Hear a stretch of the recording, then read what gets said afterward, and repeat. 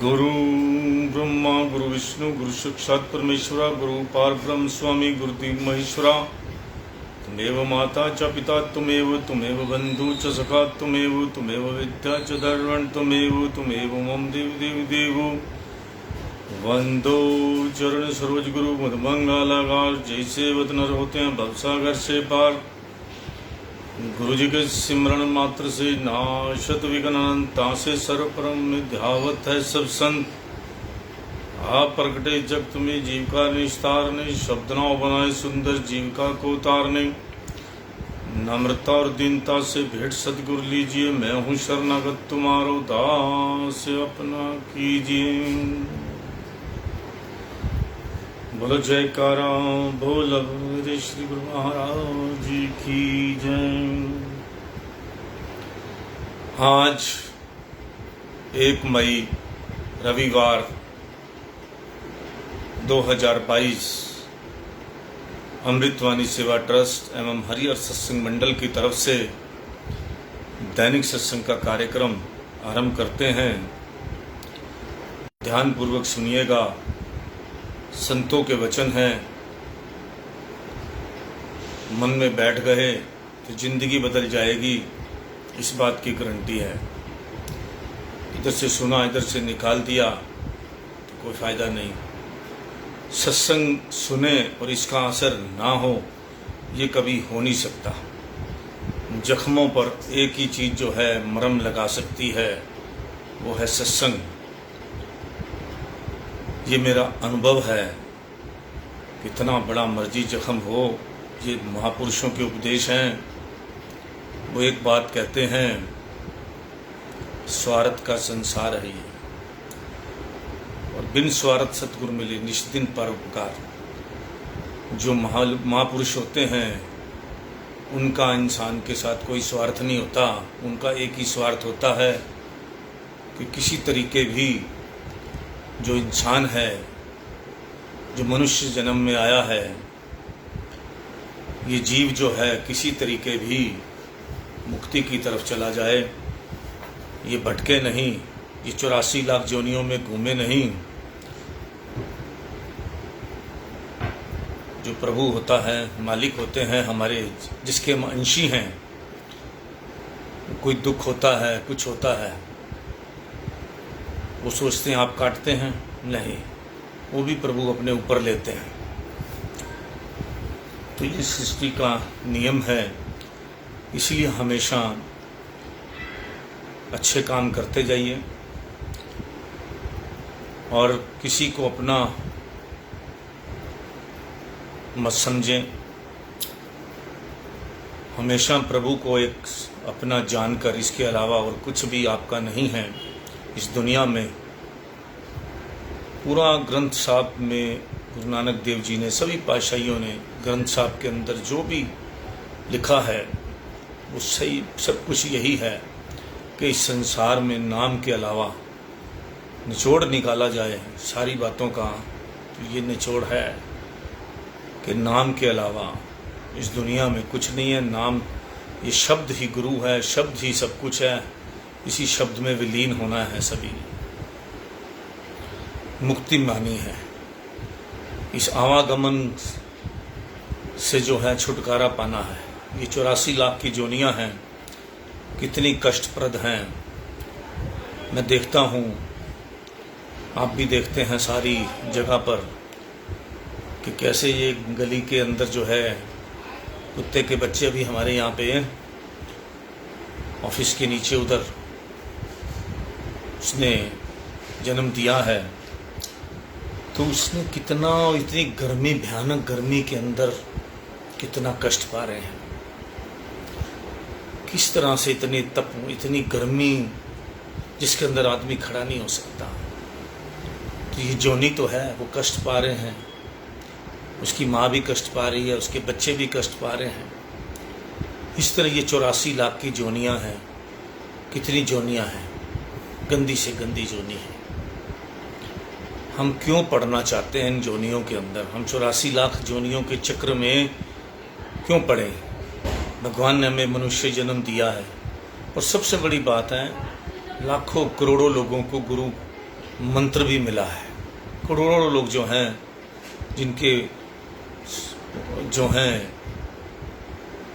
जिनके गुरु जो हैं वो संपूर्ण हैं। हम क्यों भटके और क्यों हम इन चक्करों में जाएं? भक्ति जब करता है इंसान को कष्ट नहीं मिलता। भक्ति कहते हैं मुश्किल बड़ी है। कहाँ मुश्किल है? सिर्फ मन को तो समझाना है। वो जो बुरे ख्याल हमारे उठते हैं, उन बुरे ख्यालों को ना करके जो अच्छे ख्याल हो, जो आत्मा बोलती है, वो काम करना है। बस आत्मा के कहने पे चलना है, मन के कहने पर नहीं चलना। क्योंकि आत्मा जो हमारी, वो हर टाइम हमें जो है बुरे काम से बचाती है। कोई भी काम गलत करने लगते हैं, वो कहती नहीं। किसी को डांटने लगते हैं, वो कहती नहीं। किसी को कुछ करने लगते हैं, तो आत्मा जो हमारे अंदर बैठी है, जो अंशी है हमारी परमात्मा की, वो हमारे को बुरे काम से बचाती है। मगर हम जब उसकी आवाज़ सुनना बंद कर देते हैं, उसकी बात नहीं मानते, मन की ज़्यादा मानने लग जाते हैं, तो ये मन तो भटकाता है। कभी किधर भटकाएगा, कभी किधर भटकाएगा। तो जिसको तो समझ आ गई, मन की चोट पड़ गई किसी को सही ढंग से, वो तो बन गए तुलसीदास, संत बन गए। वो तो जिनको जो है इस मन के भटकावे में तुलसीदास जी आकर और किस तरह से संत बने, ये आपको सब कहानी मालूम है कि किस तरह से वासना के अभिभूत होकर अपने ससुराल चले गए, और उनकी पत्नी ने कैसे उनको कहा कि इतना ध्यान अगर तुम्हें इधर है, इतना भगवान से लगा लो, तो तुम कहाँ से कहाँ पहुँच जाओगे। तो एक आम आदमी को एक चोट पड़ी अपनी स्त्री से, और वो कहाँ से कहाँ संत बन गया। इसी तरह ये जो महापुरुषों के वचन है, ये एक हमारे उस पर जो है, मन पर जो है एक चोट है कि हमें जो है किस तरह से इस जीवन को बिताना चाहिए, और हमें ऐसा कोई भी काम नहीं करना चाहिए जिससे हमें संसारिक दुख हो। प्रभु के वैराग्य में रहना है, प्रभु के प्रेम में रहना है, तो आपको प्रभु की आज्ञा पर भी चलना पड़ेगा। तो आज मैं आपको गीता का 2वें अध्याय का थोड़ा सा सत्संग सुनाता हूँ। भगवान कृष्ण जी ने कर्तव्य पालन के बारे में क्या कहा है। गीता के 2वें अध्याय में भगवान ने विषादग्रस्त अर्जुन को आत्मा की नित्यता, देह की अनित्यता और निष्काम कर्म योग का उपदेश देकर उसे अपने कर्तव्य कर्म की पालना के लिए प्रेरित किया। अपने कर्तव्य कर्म का पालन उचित रीति से करने हेतु उसे ज्ञान योग का उपदेश भी दिया।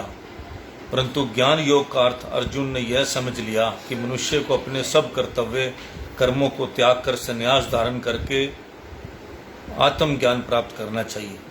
वस्तु स्थिति यह है कि रण क्षेत्र में दोनों तरफ अपने सगे संबंधियों को देखकर अर्जुन के हृदय में मोह व्याप्त हो जाने के कारण वह युद्ध करना नहीं चाहता था, परंतु अपनी इस मानसिक दुर्बलता को ज्ञान की ओट में छिपाकर अपने कर्तव्य कर्म से छूट जाना चाहता था।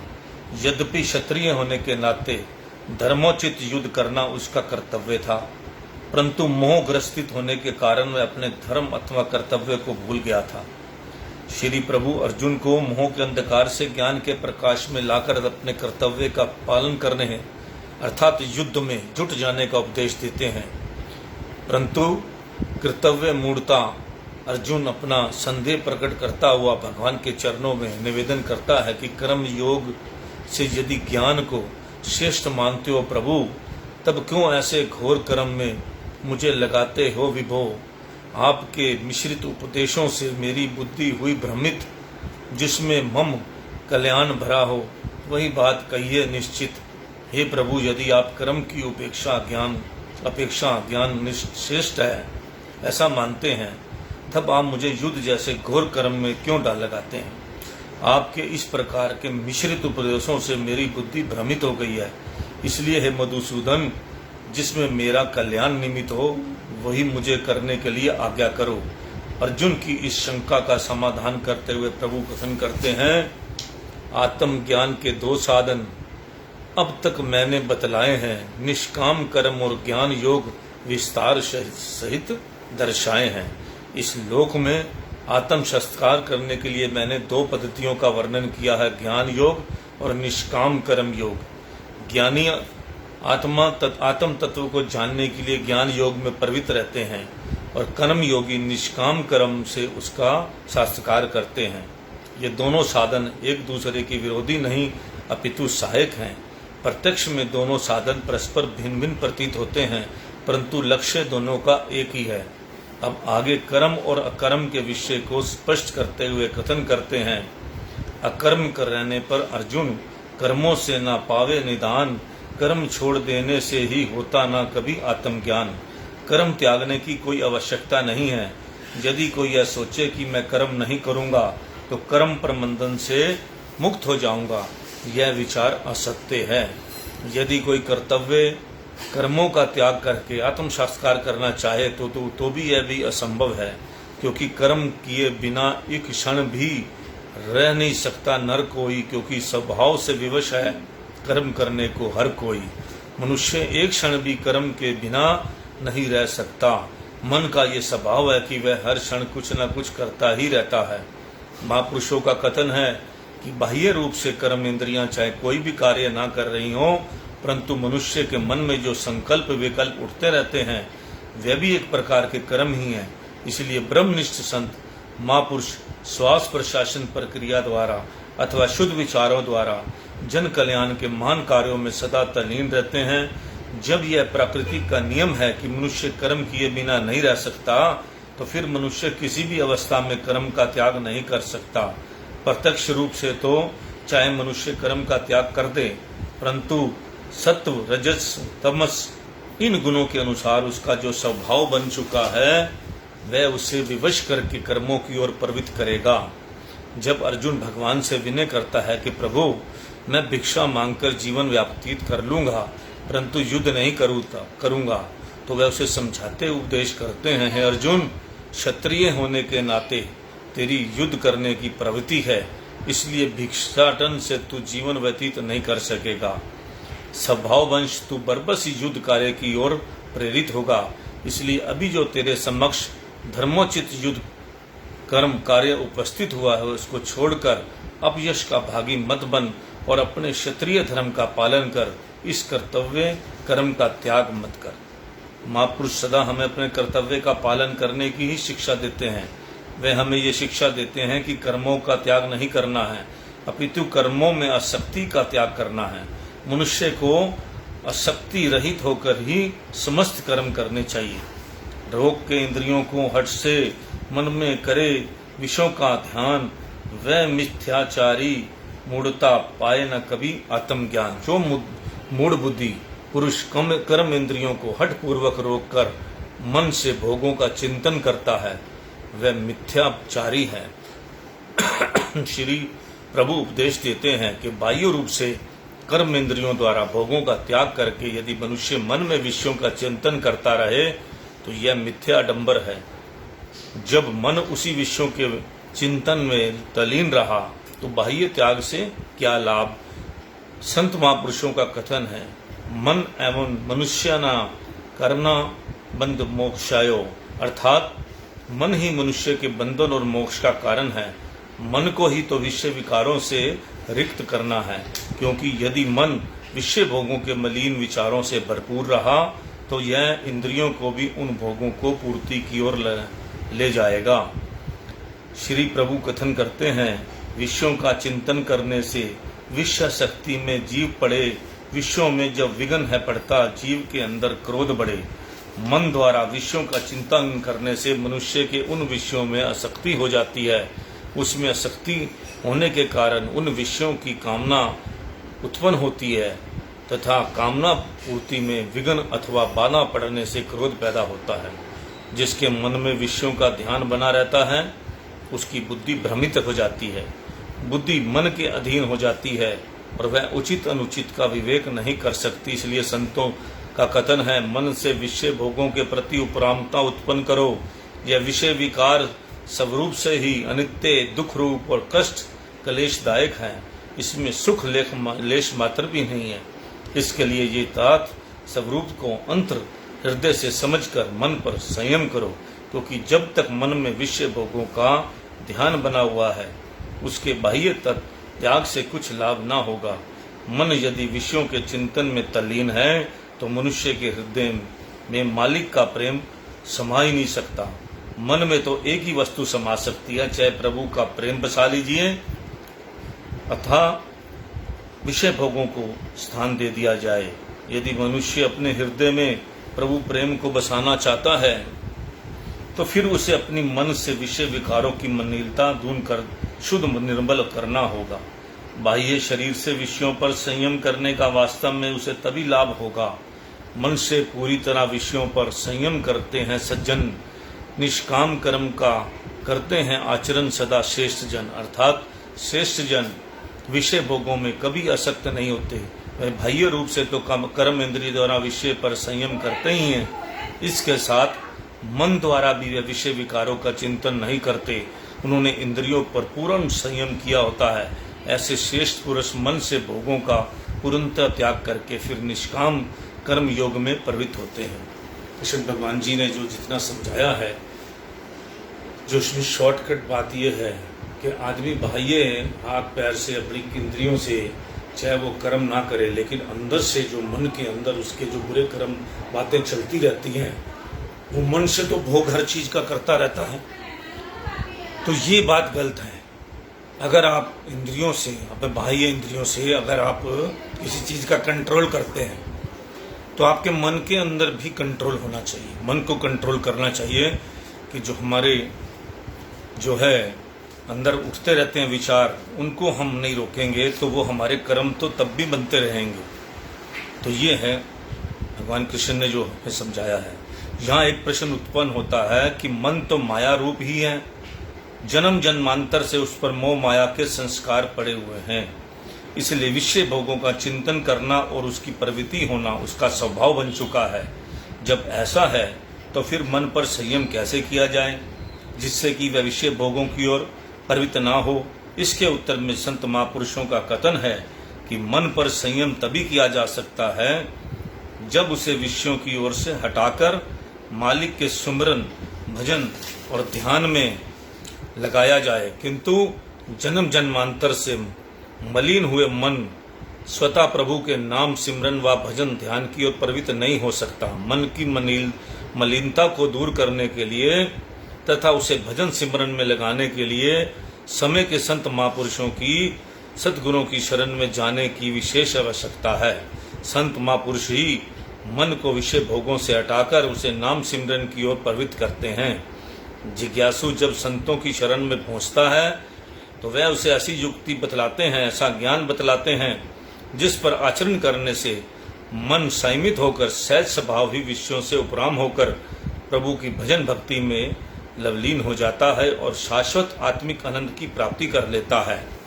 महापुरुषों द्वारा बताई गई उस विशेष विधि द्वारा नाम का अभ्यास करने से मन स्वतः संसारिक विषयों भोगों से उपराम हो जाता है और मन में विषयों के स्थान पर मालिक की भक्ति, प्रेम और ध्यान बसने से जीव को उस परम तत्व की ओर प्राप्ति हो जाती है।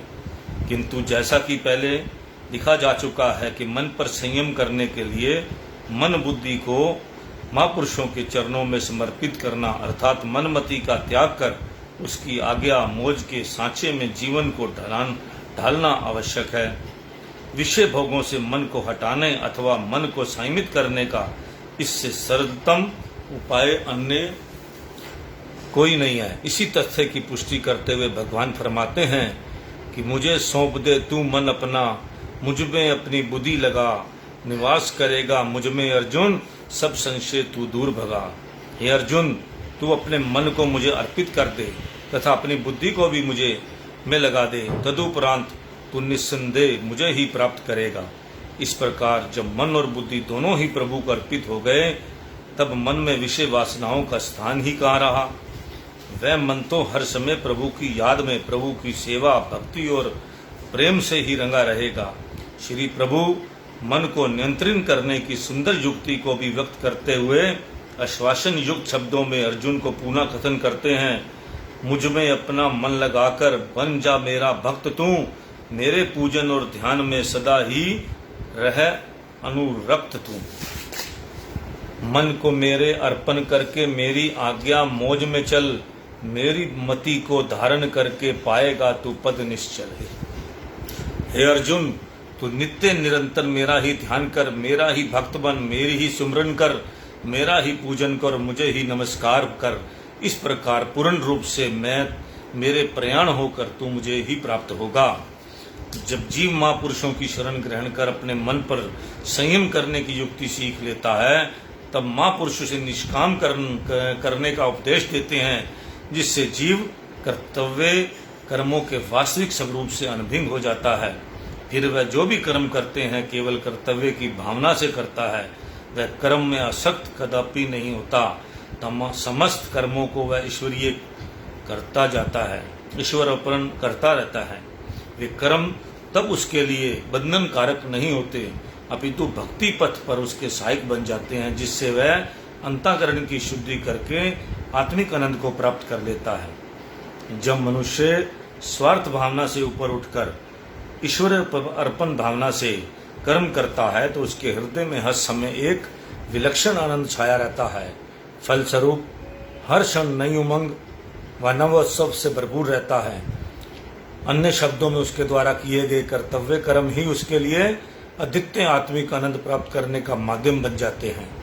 उसके कर्मों का प्रारंभ और अंत दोनों ही प्रसन्नता से परिपूर्ण होते हैं, किंतु यह ज्ञान जिसके शाश्वत आनंद की उपलब्धि होती है सत्पुरुषों पुरुषों की शरण में जाने से ही प्राप्त होता है।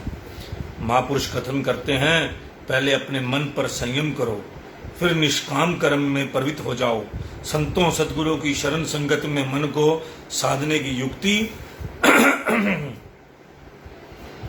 सीख कर उसका अभ्यास करके फिर ईश्वर अर्पण भावना से जो कर्म किया जाता है वही निष्काम कर्म कहलाता है। सत्पुरुषों की संगति के अभाव में इस तथ्य को न जानने के कारण मन को साधे बिना संसार के आम मनुष्य जितने भी कार्य करते हैं उनके पीछे धनोपार्जन, मान प्रतिष्ठा, प्रशंसा तथा यश आदि की भावना ही सूक्ष्म रूप से निहित होती है। इसलिए सच्चाई एवं निष्कपट भाव से निष्काम कर्म से उचित ढंग से वही प्रवृत्ति हो सकता है जिसने संत महापुरुषों से अपने मन को वश में करने का साधन जान लिया है। उपरोक्त कथन से यह सिद्ध हो जाता है, युक्ति पूर्वक कर्तव्य कर्म से प्रवृत्त होने के लिए मनुष्य को महापुरुषों की शरण में जाने की नितांत आवश्यकता है।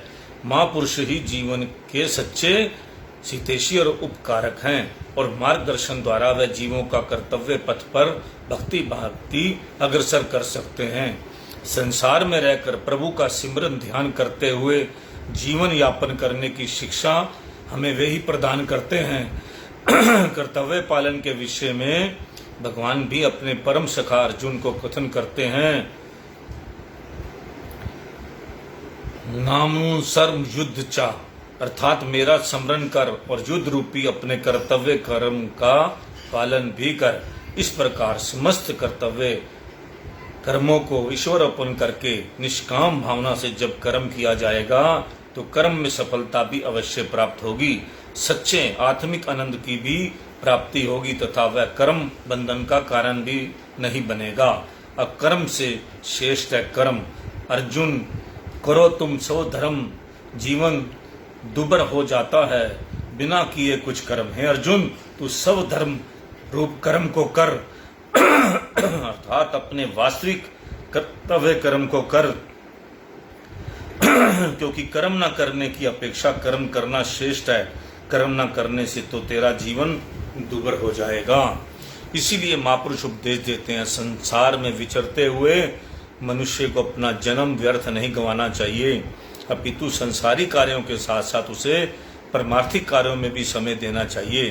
परमार्थिक कार्यों में जीव को संलग्न रहने का महापुरुषों का जो जतन होता है उसमें केवल यही उद्देश्य होता है कि जीव संसारिक उन्नति करने के साथ साथ अपनी आत्मा की भलाई उन्नति भी करे और सदैव सुखी एवं आनंदपूर्ण जीवन व्यतीत करे। कर्तव्य पालन के सिवा सभी कर्म है बंधन का, सभी कर्म रूप है बंधन का। कर्म करके दिल नहीं फंसाए, यह स्वभाव है सज्जन का। हे अर्जुन, कर्तव्य पालन के अतिरिक्त अन्य सभी कर्म बंधन रूप हैं। सज्जन पुरुष कर्म करते हैं परंतु उसमें असक्त नहीं होते। कर्म दो प्रकार के होते हैं, शुभ और अशुभ। महापुरुषों का कथन है कि दोनों ही प्रकार के कर्म जीव को बंधन में डालने वाले हैं। अशुभ कर्म यदि लोहे की बेड़ी है तो शुभ कर्म स्वर्ण की बेड़ी है दोनों ही बंधन कारक। अशुभ कर्म मनुष्य को निम्न श्रेणी की योनियों में ले जाते हैं, शुभ कर्म मनुष्य को देवलोक में ले जाते हैं। शुभ कर्मों के परिणाम स्वरूप मनुष्य यदि स्वर्ग आदि लोकों को प्राप्त कर भी लेता है तो जैसे उसके पुण्य खत्म होते हैं उसे पुण्य मर्त्य लोक में आना पड़ता है और वह आवागमन के चक्कर से मुक्त नहीं हो पाता। यह प्रश्न उठता है, यदि दोनों ही प्रकार के कर्म बंधन कारण हैं तो फिर जीव को कौन से कर्म करने चाहिए? इसके उत्तर में महापुरुषों का कथन है कि मनुष्य को अशुभ कर्मों की ओर से कदापि प्रयुक्त नहीं करना चाहिए। मनुष्य जन्म जैसी उत्तम योनि तो उसे मालिक से मिलने के लिए प्राप्त हुई है। इस अनमोल स्वर्ण अवसर को प्राप्त कर जीव यदि अशुभ कर्म करके अधोगति को प्राप्त हो जाए अथवा निम्न श्रेणी की योनियों में जा पड़े तो उसमें अत्यधिक हानि है। दूसरी ओर यदि जीव शुभ कर्मों को भी फल की इच्छा से करेगा तो वह कर्म भी उसे बंधन में ही डालने वाले होंगे, ना कि बंधन से मुक्त करने वाले।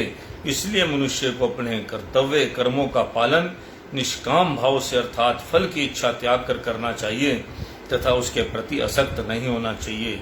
निष्काम भावना से किए गए कर्तव्य कर्म बंधन में ही डालते अपितु बंधन से मुक्त करते हैं। इस प्रकार की पुष्टि करते हुए श्री भगवान अर्जुन के प्रति कथन करते हैं, शुभाशुभ कर्मों के फल से बंधन मुक्त हो जाएगा, अहम भाव को दूर करके सच्चिदानंद को पाएगा।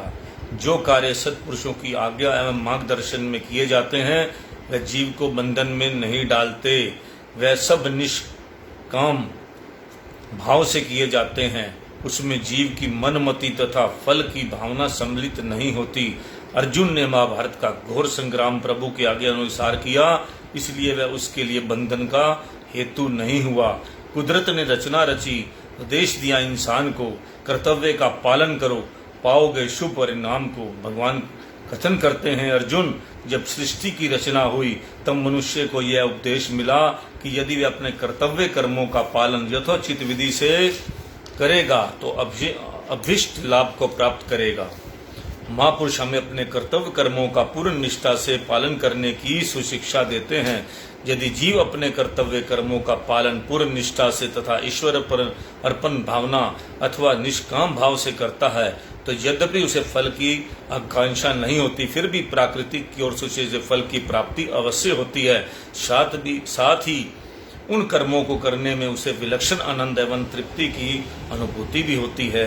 हृदय में जिसके आनंद ज्ञान और प्रेम समाया है, कर्म बंधन को तोड़ के उसने मोक्ष पद को पाया है।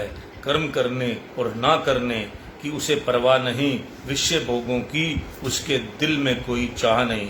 जो जीव आत्मज्ञान की रोशनी में प्रेम भाव से आनंद विभोर हो जाते हैं, अर्थात जिसके हृदय में अनंत का सागर ठाठे मारने लगता है, वह कर्मों के बंधन से मुक्त होकर मोक्ष पद को प्राप्त कर लेते हैं। उनके लिए फिर कोई कर्म शेष नहीं रह जाता। वह स्वतंत्र रूप से कर्म करते हैं और विषय भोगों की कामनाओं से हृदय को रिक्त करके निस्वार्थ भाव से कर्म करते हुए केवल अपने कर्तव्य का पालन करते हैं। भगवान फरमाते हैं, आत्मा से ही तृप्त और संतुष्ट रहने वाले आत्मज्ञानी के लिए कोई कर्तव्य कर्म शेष नहीं रह जाता। वह समस्त कर्तव्य कर्मों से ऊपर उठ जाता है। उसकी ना तो किसी कर्म को करने में आसक्ति होती है और ना ही किसी कर्म के प्रति द्वेष होता है। तत्वनिष्ठ महापुरुषों का संसार से में शुभ अवतरण करके ज्ञान कल्याण हेतु ही होता है। भूले भटके जीवों को सन मार्ग दर्शाने के लिए और भक्तिवंत जीवों को आत्मिक तृष्णा शांत करने के लिए ही वह इस तरह धाम पर अवतरित होते हैं।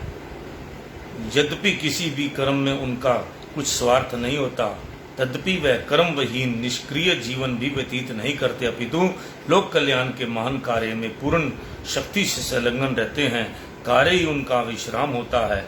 वह स्वयं कर्म रूप होते हैं और अन्य जीवों को भी सक्रिय एवं कर्मशील जीने की प्रेरणा देते हैं। उनका जीवों के प्रति यही संदेश होता है जो भगवान ने अर्जुन को दिया था। निष्काम कर्म का कर्ता ही परम सिद्धि को लेता पा। कर्तव्य कर्म का पालन कर लेकिन ना इसमें दिल लगा। निष्काम कर्म के द्वारा ही जनकादि सिद्धि को प्राप्त हुए। लोक हेतु भी तू भी अर्जुन कर्मों को कर इसलिए। हे धनंजय, तू आसक्त होकर निरंतर कर्तव्य कर्मों को भली भांति आचरण कर, क्योंकि अनावक्त असक्त पुरुष निष्काम कर्मों के द्वारा ईश्वर को प्राप्त करता है। राजा जनक जैसे भी आसक्ति रहित कर्म द्वारा ही परम सिद्धि को प्राप्त हुए, इसलिए तुझे भी सदैव निष्काम कर्मों से ही प्रवृत्त रहना चाहिए। महापुरुषों का कथन है, कर्म तो ज्ञानी और अज्ञानी सभी जीव करते हैं। अंतर केवल इतना होता है कि अज्ञानी जिस कर्म को आसक्ति से करते हैं उसे ज्ञानी आसक्ति रहित होकर करते हैं। सत्पुरुष हमें आसक्ति रहित होकर धर्म करने की सुशिक्षा देते हैं। मतलब कर्म कीजिए अपना फर्ज समझकर, ना कि उसको अपने मतलब के लिए, अपने लोभ के लिए कीजिए। गीता में राजा जनक का उदाहरण आया है, जिसने संसारिक कार्यों को करते हुए भी स्वयं को इसमें निलिप्त रखा, इसलिए वह विदेही कहलाए। महापुरुषों का उपदेश है कि राजा जनक की भांति हम जीवों को भी अपने कर्तव्य कर्मों का भली प्रकार पालन करना है, लेकिन उन कर्मों में चित्त को नहीं फंसाना। सभी कार्यों को निस्वार्थ भाव से आसक्ति रहित होकर मालिक को अर्पण कर देने से जीव कर्म बंधन से मुक्त हो जाता है तथा प्रभु को प्राप्त कर लेता है। श्रेष्ठ जन स्वयं करते हैं जो भी आचरण, अन्य सभी मानव भी उसका करते हैं अनुकरण। दुनिया के कामों में यद्यपि मुझे कोई सरोकार नहीं, लोक हित के लिए तदपि रहता मैं बेकार नहीं। मैं भी यदि ए अर्जुन कर्म में ना हो मगन, सब मनुष्यों में मिट जाएगी कर्म करने की लगन। वेरी गुड, कितनी अच्छी बात कही है भगवान कृष्ण ने कि अगर मैं भी कर्म से करना बंद कर दूं तो लोग सारे ही बैठ जाएंगे, कोई कुछ नहीं करेगा। कर्म करूं ना मैं यदि तो हो जाएंगे सब लोग भ्रष्ट, वर्ण संगरता पैदा होगी, धर्म हो जाएगा नष्ट। कितनी बड़ी बात कही है।